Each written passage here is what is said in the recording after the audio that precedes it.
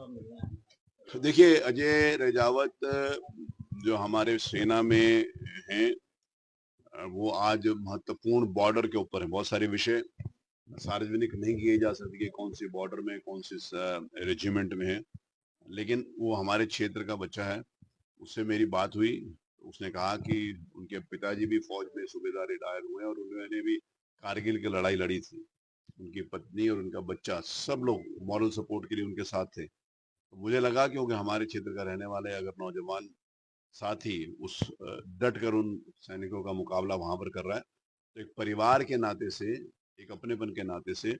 एक दूसरे की ताकत बनकर हम एक दूसरे के साथ खड़े हों, ये संदेश देने के नाते से आज मैं श्री अजय राजावत, जो इस समय जैसलमेर में है,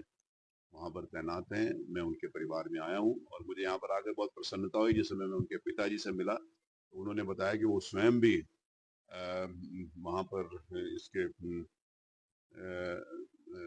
आर्मी में रहे हैं और कारगिल का युद्ध उन्होंने लड़ा। उनकी बेटी, उनका बेटा, दूसरा बेटा भी उसमें फौज में था और उनका ग्रैंडसन नौजवान है, उसकी पत्नी अजय की, तो वो उसकी उसकी बेटी भी है छोटी, तो उसकी, अच्छा आपकी बेटी, वाह, चंडीगढ़ लॉ इंस्टीट्यूट में वो है, लॉ कर रही है। और उनकी पत्नी अभी मैं जिस प्रकार से उनके चेहरे पर देख रहा हूँ, तो उनमें भी एक तेज है। तेज मतलब उनके पिताजी के चेहरे में, बेटे के चेहरे में, पूरे परिवार के चेहरे में जो ये तेज होता है, वो ताकत देता है हमारे उन सैनिकों को, वो जज्बा देता है उन सैनिकों को उनसे लड़ने के लिए, जिनसे लड़ने के लिए, हमारे देश की रक्षा के लिए, निर्दोष लोगों की जिन्होंने जान ली है, उनको सामने से जवाब देने के लिए।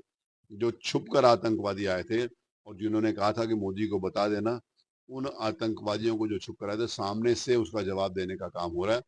और जिन्होंने कहा था कि मोदी को बता देना, मोदी ने पूरी दुनिया को बता दिया है, हिंदुस्तान के साथ अगर किसी भी प्रकार की कोई छेड़छाड़ करोगे तो हम घुस के आपको मारेंगे, और आज वो हो रहा है।